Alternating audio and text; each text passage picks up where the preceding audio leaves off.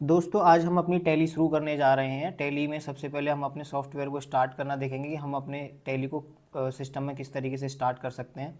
तो उसके लिए कई सारे तरीके होते हैं। हम क्या कर सकते हैं, यहाँ स्टार्ट बटन होता है, इस पर क्लिक करेंगे और यहाँ पर हम अगर इस लिस्ट में हमें टैली दे रखी है तो हम यहाँ से भी कर सकते हैं उसको सिलेक्ट। नहीं तो यहाँ सर्च का ऑप्शन होता है, नीचे इस पर टाइप करना टैली और आप देखेंगे ऊपर टैली ERP9 के नाम से आ जाएगा। हम अभी ERP9 सीख रहे हैं, उसके बाद में हम प्राइम की सीरीज़ शुरू करेंगे। अभी हम ERP9 को ही देखेंगे।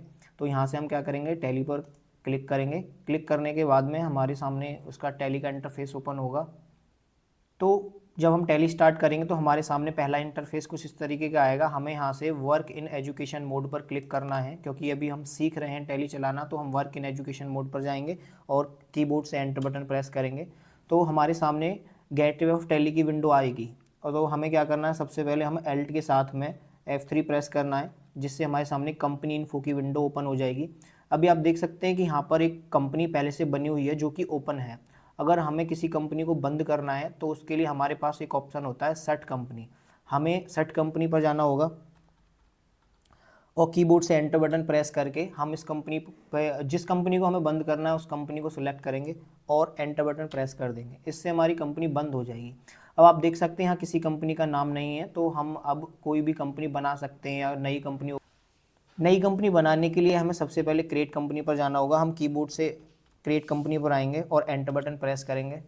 एंटर बटन प्रेस करने के बाद में हमारे सामने कंपनी क्रिएशन की एक विंडो ओपन होगी। यहाँ पर लिखा हुआ है कंपनी क्रिएशन। सबसे पहला ऑप्शन होता है डायरेक्टरी। डायरेक्टरी का जो सबसे पहला ऑप्शन होता है, इसमें हमारा डेटा सेव होता है। जब हम अपनी कंपनी बनाएंगे तो हमारा डेटा कहीं ना कहीं जाके सेव होगा। तो ये उसका पाथ दे रखा है कि डेटा हमारा जो है वो कहाँ पर सेव होगा। वो सी ड्राइव के अंदर एक पब्लिक नाम से फोल्डर होगा, उसके अंदर एक टैली ERP नाम से फोल्डर बना हुआ है और उसके अंदर एक डेटा नाम से फोल्डर बना हुआ है। वहाँ पर हमारा टैली का डेटा सेव होगा। उसके बाद में हमारा पहला ऑप्शन आता है नेम, और इस ब्लैक बॉक्स के अंदर हमें अपना नाम टाइप करना होगा, यानी कि उस कंपनी का नाम टाइप करना होगा जिस कंपनी को हम बनाना चाहते हैं। यहाँ पर नेम का ऑप्शन है, यहाँ पर हम अपनी टैली का नाम टाइप करेंगे जिस नाम से हम टैली में कंपनी बनाना चाहते हैं। तो जैसे मैं एक बनाता हूँ कंपनी जिसका नाम है, ये कंपनी का नाम है। उसके बाद में हम एंटर बटन प्रेस करेंगे और हमारे सामने यहाँ पर प्राइमरी मेलिंग डिटेल्स का एक ऑप्शन मिलेगा। यहाँ पर हम अपनी कंपनी का नाम भी रख सकते हैं या फिर जिस नाम से हम किसी को मेल भेजना चाहते हैं उस नाम को यहाँ पर हम रख सकते हैं। मैं अभी कंपनी का ही नाम यहाँ पर रहने देता हूँ। उसके बाद एड्रेस का ऑप्शन आता है। फिर यहाँ पर हम अपना एड्रेस टाइप करेंगे कंपनी का, जिस जगह पर हमारी कंपनी होगी उस कंपनी का एड्रेस टाइप करना होगा। तो मैं यहाँ पर एक एड्रेस टाइप कर देता हूँ, ठीक है। एड्रेस टाइप करने के बाद में यहाँ पर अपना और जो भी एड्रेस हो, जैसे पिन कोड वगैरह, बाकी की सारी डिटेल्स हमें यहाँ पर भरनी होंगी। कंपनी का एड्रेस प्रॉपर भरना होगा। उस आप देख सकते हैं कि यहाँ पर एक कंट्री का एक ऑप्शन आया है और यहाँ पर कंट्री की एक पूरी लिस्ट ओपन हुई है। इस लिस्ट में से हम अपनी कंट्री को सिलेक्ट कर, कंट्री है, कंट्री को सिलेक्ट करने के बाद में उसके बाद में यहाँ पर हमारे सामने ऑप्शन आता है स्टेट का, और यहाँ पर एक लिस्ट भी ओपन है। यहाँ से हम अपना स्टेट सेलेक्ट कर लेंगे जिस स्टेट में अपनी कंपनी है। तो मान लीजिए हमारी कंपनी दिल्ली में है तो हम दिल्ली को सिलेक्ट कर लेंगे। उसके बाद में यहाँ पर हमें यहाँ पर पिन कोड भरना होगा। जिस जगह पर हमारी कंपनी होगी वहाँ का पिन कोड हमें फिल करना होगा। मैं एग्जांपल के लिए कोई भी एक पिन कोड भर देता हूँ। ये हम स्किप भी कर सकते हैं, ज़रूरी नहीं है कि हमें पिन कोड भरना हो। आप चाहें तो पिन कोड छोड़ भी सकते हैं, इसको स्किप भी कर सकते हैं। उसके बाद में कॉन्टैक्ट डिटेल होती हैं, हमें ये भी फिल करनी होती हैं। ये हमें कंपनी से प्रोवाइड होंगी। कंपनी हमें खुद बताएगी कि हमें क्या फ़ोन नंबर भरना है, क्या मोबाइल नंबर भरना है, फैक्स नंबर, ईमेल और वेबसाइट, ये सारी चीज़ें हमें भरनी होती हैं। एग्जाम्पल के लिए मैं इसमें कुछ भी नंबर भर देता हूँ। उसके बाद में फैक्स नंबर होता है, एक फैक्स नंबर भी हम भर सकते हैं इसमें, जो भी हमें मिले। फिर उसके बाद में हमारा जो ईमेल आईडी होगा वो भरना होगा। कंपनी का जो भी ईमेल आईडी होता है वो हमें भरना होगा। तो हम यहाँ पर भर सकते हैं ईमेल आईडी को। भरने के बाद में फिर वेबसाइट, अगर हमारी कंपनी की कोई वेबसाइट है तो हम उस वेबसाइट का नाम भी यहाँ पर टाइप कर सकते हैं।